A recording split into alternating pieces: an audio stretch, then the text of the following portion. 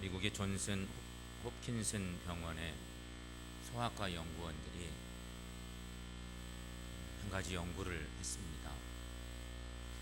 초등학교에 갓 입학한 어린이들이 제일 두려워하는 것들이 뭘까를 조사를 해봤답니다. 어린아이들의 그룹 중에 이제 초등학교 1학년 아이들 정도 되는 아이들에 대한 대상으로 조사를 해봤어요. 30년 전에는 동물, 어두운 방에 있는 것, 높은 곳, 낯선 사람, 시끄러운 소리, 이런 것들이 두려움의 대상이었습니다. 그런데 최근에는 여러분이 보고 계신 것처럼 부모 이혼, 핵전쟁, 암에 걸리는 거, 환경오염, 아동폭력, 이런 것들이 순위로 올라왔다는 것입니다. 이 두 자료를 비교해 보면 시대의 변화를 실감하게 되죠.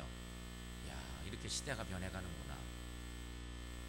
하지만 여러분, 인간은 여전히 두려움의 실존에 노출되어 있습니다. 여전히 시대가 변해도 두려움의 대상만 조금씩 달라질 뿐이지 역시 두려움에 떨고 있는 존재가 인간이라고 하는 것입니다. 누구나 다 두려움이 많습니다. 젊은이도 나이 들어서 활동하고 있는 최상의 활동을 한 중년들도, 노년에 계신 어른들도 다 삶의 자리에서 두려움은 있습니다. 그것이 다 떨쳐질 수는 없는 일들이죠. 오늘 말씀으로 가보면 오늘 말씀 시대가 두려움의 시대였습니다. 여러분 가만히 좀 그 감정들을 생각해 보십시오. 출애굽 이전에 애굽 땅에 살던 이스라엘 백성들, 그들의 삶이 얼마나 척박했을까. 매우 두려운 시대를 살면서 그 두려움을 이기고 인생의 미션도, 역사의 미션도 훌륭하게 이뤄낸 어느 부모 이야기가 오늘 본문의 주제입니다. 그들은 바로 모세의 부모의 이야기입니다. 모세 부모 이야기. 부모와 자녀 이야기는 오늘날에도 가장 중요한 것이고 핫한 것입니다. 정말 아이들을 위해서라면 못할 것이 없는 게 부모이죠. 아무리 두려운 시대에도 그걸 잘 이기고 극복하면서 하나님의 뜻도 이루고 가정의 여러 일들도 이뤄낸 어느 부모 이야기입니다. 출애굽기 2장에 가보면 우리가 잘 아는 것처럼 모세의 출생 이야기가 시작됩니다. 나중에 여러분 성경을 좀 자세히 읽어보실 기회가 있을 때 돌아가서 한번 읽어보시면 출애굽기 2장에 모세 이야기가 자세히 기록되어 있는데, 웬일인지 이 이야기 속에서 모세 부모의 이름은 배제되어 있습니다. 아이가 태어났는데 아이 이야기를 자세히 써가는데 부모 이야기는 별로 관심도 없습니다. 오직 모세라고 하는 그 아이의 출생에 대한 관심이 집중되어 있습니다. 그렇게 쭉 전개되어 가다가 출애굽기 6장쯤에 가보면 거기 이제 다른 얘기들을 써나가는 일종의 족보 이야기인데, 그 즈음에서 모세 엄마 아빠 이야기가 나오죠. 출애굽기 6장 20절 말씀에 보면 아므람은 그들의 아버지 누이 요게벳을 아내로 맞이하였고 그는 아론과 모세를 낳았으며, 이런 말씀이 기록되어 있습니다. 이 말씀을 문자적으로 접근해서 읽어보면 야, 이거 참 심각하구나, 결혼은 어떻게 이렇게 하나 싶지만 출애굽기의 이 말씀의 요지는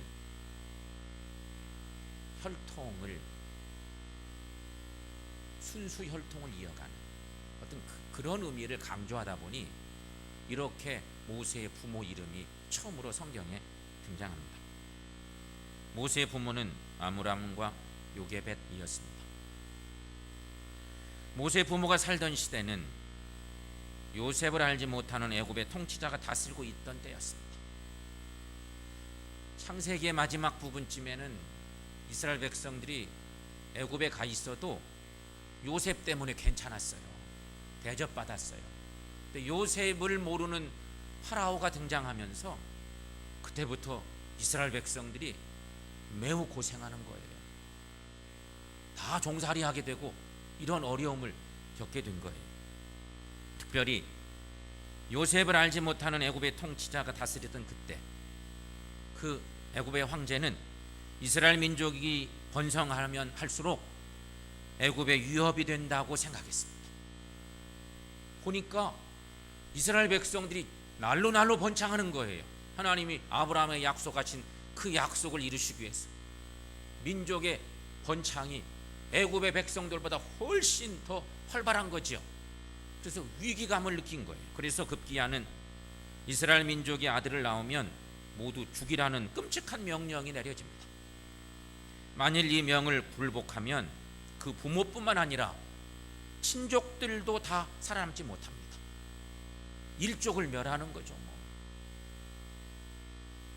무시무시한 시대입니다. 이런 공포스러운 시대에 어느 가정에 모세라는 아이가 태어난 것입니다.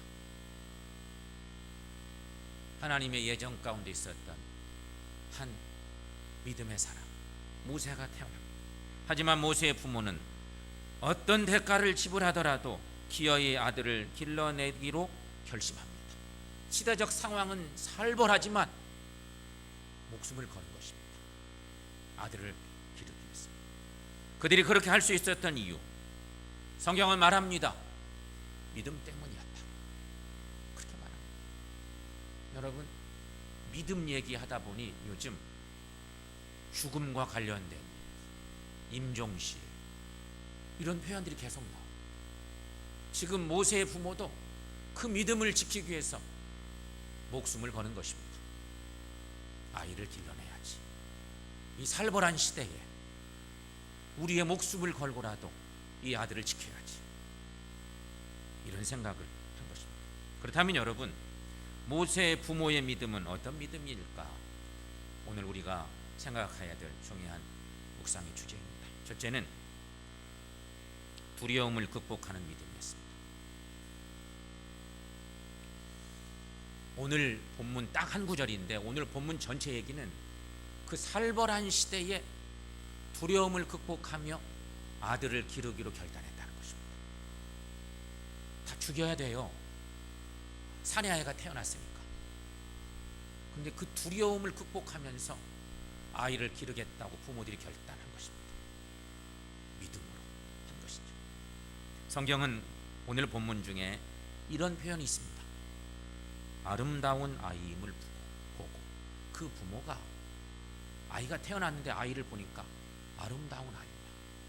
어느 부모가 아이가 아름답고 예쁘지 않은 아이가 어디 있겠어요? 부모가 다 귀하지요. 금쪽같지요. 근데 성경은 분명 그렇게 얘기해요. 아름다운 아이임을 보고 이렇게 설명하고 있습니다. 그럼 여러분, 이런 아이를 살려야겠다는 본능적인 부모의 신념이 있어서 그랬을까? 그랬을 것 같기도 한데 성경은 그 신념을 뛰어넘는다고 얘기하는 거지요. 신념은 모든 사람들이 가질 수 있어요. 그런 마음, 신념을 뛰어넘는 그런 것이죠. 이 상황은 사도행전에도 기록되어 있습니다.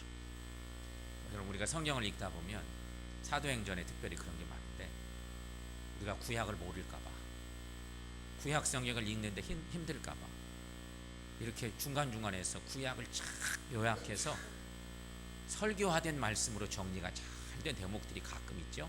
사도행전에 그런 말씀이 있는데 스데반의 설교가 그 대표적인 것입니다. 사도행 7장에 스데반이 7장 20절 말씀에서 모세 얘기를 합니다. 그때 모세가 낳는데 하나님 보시기에 아름다운지라. 그의 아버지의 집에서 석 달 동안 길리더니.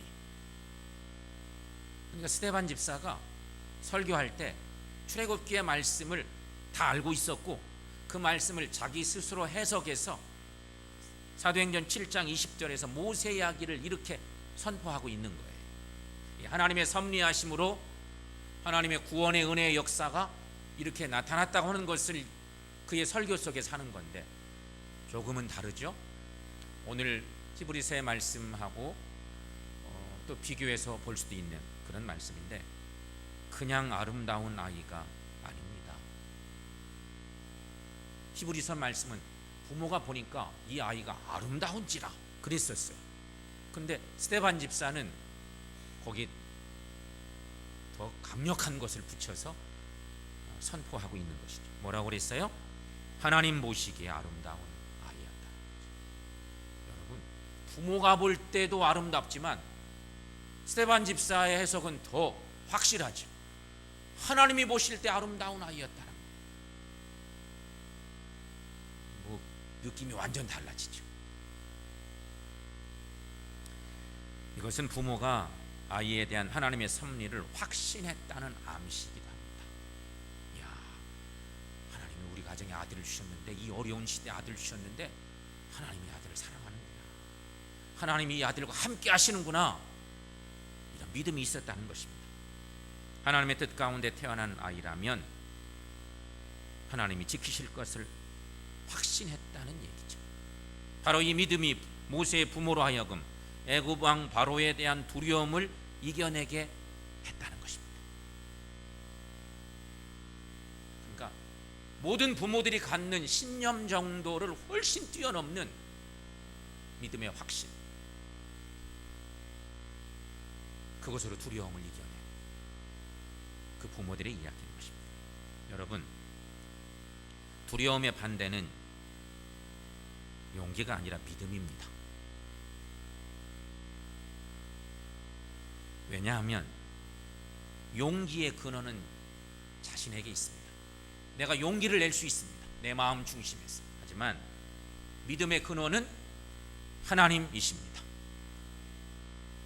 그러니 용기와 믿음은 완전 다른 거예요. 그 뿌리가 달라요. 이것은 신념과 신앙의 차이라고도 말할 수 있겠어요. 여러분, 우리는 신념의 사람들이 아니라 신앙의 사람들이 되어야 합니다. 그러므로 두려움이 올 때 믿음으로 하나님을 바라보십시다. 그렇습니다. 우리는 보지 못하지만 우리 하나님은 보십니다. 우리는 알지 못하지만 하나님은 다 아십니다. 우리는 할 수 없지만 하나님은 다 하실 수 있으십니다. 시편 기자는 그래서 이렇게 노래한 바가 있습니다. 시편 27편 1절 말씀. 여호와는 나의 빛이시요 나의 구원이시니 내가 누구를 두려워하리요. 위대한 믿음의 고백의 노래인 것입니다. 성도 여러분, 이 하나님을 의지하면 인생의 두려움에서 승리할 줄로 믿습니다. 이런 은혜가 오늘 우리에게도 있고 이런 믿음으로 주님 바라보며 나가시기를 축원합니다. 두 번째, 모세의 부모의 믿음, 최선을 다해 행동한 믿음. 우리가 흔히 가만히 생각해 보십시오. 우리 모두가 다 믿음의 사람들인데 신앙인들 중에는 상당수의 사람들이 우리가 하나님을 의지한다고 고백할 때 우리는 아무것도 하지 않아도 된다고 하는 오해를 가지고 있는 경우가 있습니다. 하나님이 알아서 다 하시니까 지금쯤은 우리가 아무것도 안 해도 된다고 생각하고 아무 노력을 안 하고 피동적으로 있는, 그것을 믿음이라, 더 신실한 믿음이라 착각하고 사는 믿음의 사람들이 종종 있죠. 하지만 절대 그렇지 않습니다. 진정한 믿음은 믿기에 할 수 있는 한 최선을 다하는 것입니다. 본문은 모세의 부모가 믿음으로 최선을 다했음을 증언합니다. 모세의 부모는 믿음으로 아기 모세를 석 달 동안 숨겨서 길렀습니다. 석 달은 한 100일쯤 되는 것입니다. 100일. 100일을 귀하게 여기는 이유, 옛날에는 아이가 100일쯤 자라야 이제 살놈이라고 생각하기가 쉬운 거예요. 하도 아이들을 많이 잊어버리니까 100일쯤 지나야 이제 사람 구실할 수 있다 생각합니다. 100일 귀하죠. 돌 지나면 이제 더 확실하고 잔치하고, 석 달이라는 표현이 그런 의미가 있다고 보여집니다. 조금 더 생각해 보면 여러분, 석 달은 아이를 숨겨 양육할 수 있는 최대한의 기간이라고 생각합니다. 지금 모세 부모 편에서 볼 때 숨겨서 길러야 돼요. 발각되면 바로 죽는 거야. 숨겨서 기르는 시간, 석 달쯤 지나면 아이가 자기가 막 표현을, 이게 막 움직이는 시간이 더 많아지는 거예요. 자율행동이라고 할까, 그런 것이 많아지는 거죠. 손발을 움직임이 활발해지고 감정 표현도 활발해져서 혼자 웃기도 하고 막 울기도 하고 울음소리가 더 커지고, 더 이상 어떻게 숨길 수가 없는 상황. 아이가 자라나니까. 출애굽기 2장 2절 3절 말씀에 보면 이런 말씀이 있어요. 그가 잘생긴 것을 보고 석 달 동안 그를 숨겼으나 더 숨길 수 없게 되네. 이런 표현의 말씀이 있습니다. 이 말은 모세의 부모들이 더 이상 숨겨 기를 수 없을 때까지 최선을 다해서 양육했다는 말씀이겠죠. 모세의 부모들은 최선을 다해서 노력하며 여기까지 온 것입니다. 그런데 이 노력은 여기서 끝나지가 않습니다. 이제 더 이상 못 기르겠다 그러면 그냥 어디 내다 놔야 되는데, 내다 놓을 수가 없죠. 너무도 귀한 생명인데, 하나님 오실 때 너무 아름다운 아이인데, 자신들이 볼 때도 너무 아름답고 너무 귀한 아이인데 내버려 둘 수가 없죠. 그래서 성경은 더 나갑니다. 출애굽기 2장 3절 말씀에 이런 표현의 말씀이 있습니다. 함께 읽어보겠습니다. 더 숨길 수 없게 되매 그들을 위하여 갈대 상자를 가져다가 역청과 나무진을 칠하고 아기를 거기 담아 나일강과 갈대 사이에 두고 그의 누이가 어떻게 되는지를 알려고 멀리 섰더니. 아멘. 우리가 이 말씀들은 너무 잘하는 말씀 아닙니까? 아이를 살리기 위해서 그 부모들은 이제 집에서 아이를 데리고 나왔어요. 그리고 갈대 상자를 만들었어요. 그리고 그곳에 아이를 넣었어요. 여러분 생각해 보세요. 갈대 상자, 물 안 들게 참 야무지게 단돌이 했지만 그것을 나일강, 그 큰 강에 아이를 띄워서 내려보낼 때 얼마나 마음이 아팠을까요? 그래도 그 일을 감행하는 것입니다. 그리고는 누이를 시켜서 어떻게 되는지 살피게 했다는 것입니다. 이것은 모두가 다 부모의 최선의 노력을 표현하는 것들입니다. 모세의 부모는 그 상황에 살 수 있는 최선을 다했다는 것입니다. 그리고 나서 하나님의 도우심을 기대한 것입니다. 내가 할 수 있는 한 최선을 다하고 그 나중에 하나님의 도우심을 기다리는, 그것이 신실한 믿음의 사람이라는 것이죠. 여러분, 최선의 믿음은 최선의 행동을 낳습니다. 그러므로 우리는 본문을 이렇게 읽어도 무방하겠다 싶습니다. 믿음으로 모세의 부모는 모세가 났을 때 최악의 상황에서 할 수 있는 최선을 다했다.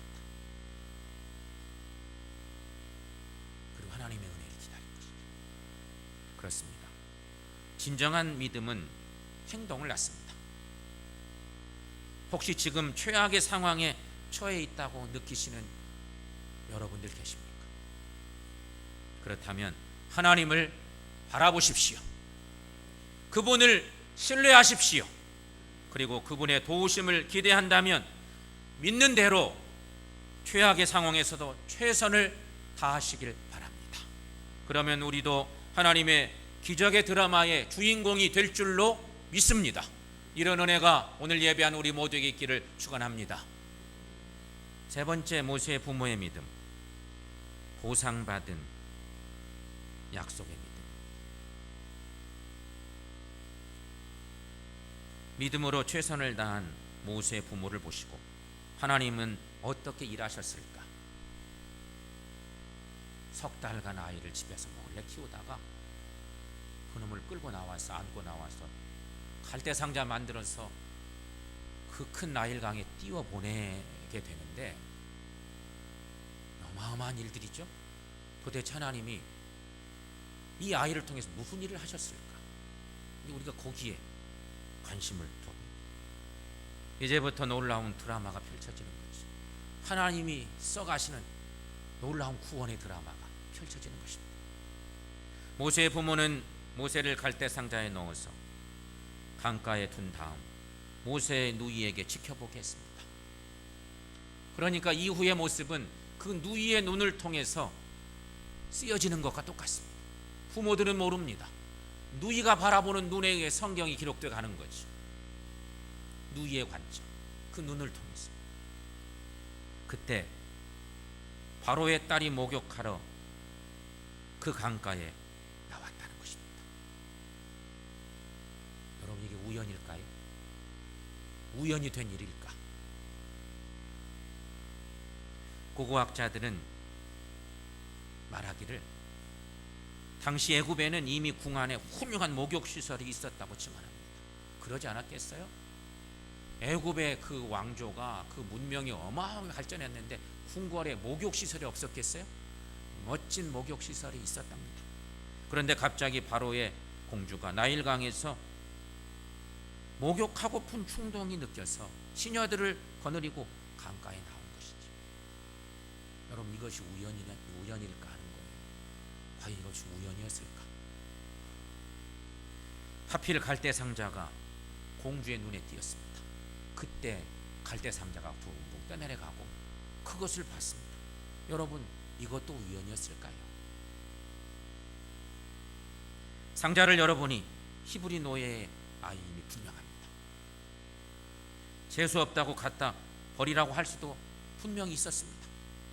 그런데 아기가 공주를 보자마자 웁니다.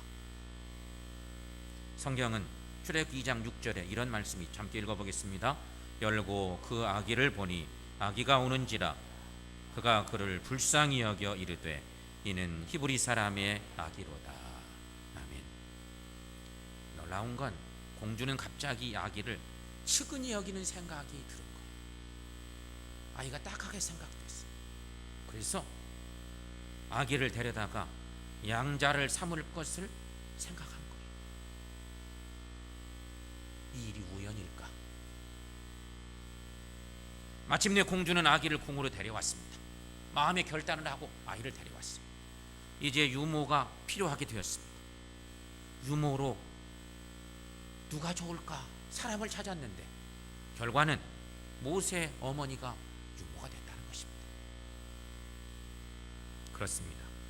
모세 어머니 요게벳은 자기 아기를 가장 안전한 곳에서 양육비도 받아가며 그것도 왕자로 기를 수 있는 놀라운 행운을 얻게 된 것입니다. 여러분, 이 모든 것이 다 우연일까?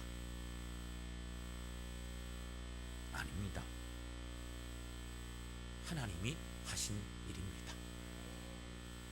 하나님이 하신.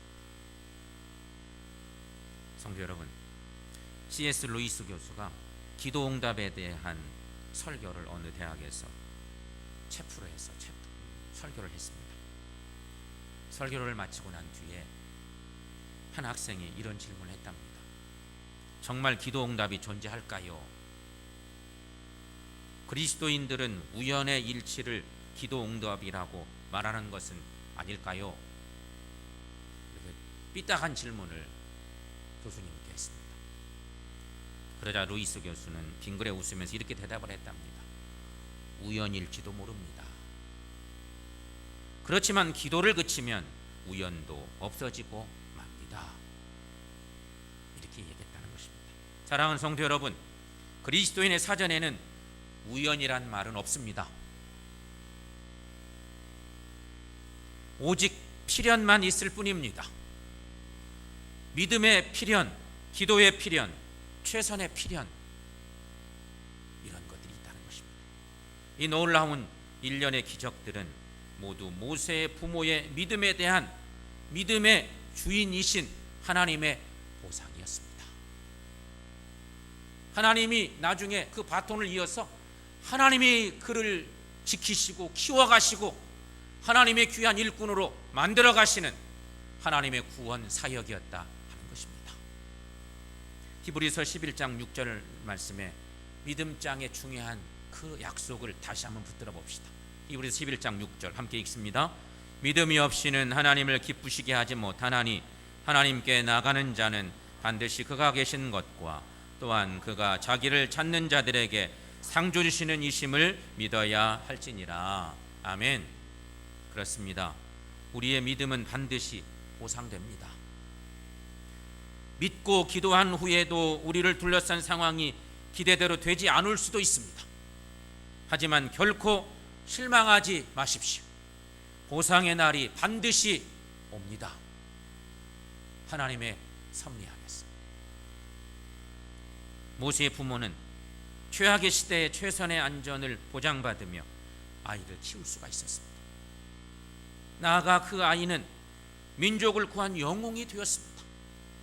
우리는 출애굽기를 읽다 보면 모세를 통해서 일하신 하나님의 구원의 놀라운 역사에 눈이 확 빼앗기고 맙니다. 하나님이 모세를 이렇게 크게 들어쓰셨구나, 거기에 관심이 싹 빼앗깁니다. 하지만 거꾸로 거슬러 올라가 보면 그보다 앞서서 모세의 부모가 하나님을 신뢰했음을 잊어서는 안 된다는 것입니다. 만약에 모세의 부모가 그때 그 믿음이 없이 다 죽어나가는 어린 생명들이니 내박쳐 버렸다면 어떻게 됐습니까? 그래서 모세의 부모의 그 위대한 믿음을 먼저 볼 수 있어야 된다는 것입니다. 성도 여러분, 우리들도 모세 부모의 믿음을 소유하십시다. 어떤 상황에서도 끝까지 하나님을 신뢰하십시다. 그리고 우리가 할 수 있는 일에 최선을 다해 믿고 행하며 나가십시다. 사랑하는 성도 여러분, 여러분 삶에 어떤 문제가 있습니까? 어떤 절망의 문제가 있습니까? 혹 주저앉아 계시지는 않으십니까? 얼른 다시 일어나시기를 바랍니다. 그리고 믿음으로 다시금 달려가십시오. 우리 하나님만 바라보시고 달려가십시오. 그러면 하나님께서 도와주실 것입니다. 이런 은혜가 충만하게 임하고 주의 은혜를 찬양하며 삶을 살아가는 저 여러분들 모두가 되시기를 주의 이름으로 간절히 축원합니다.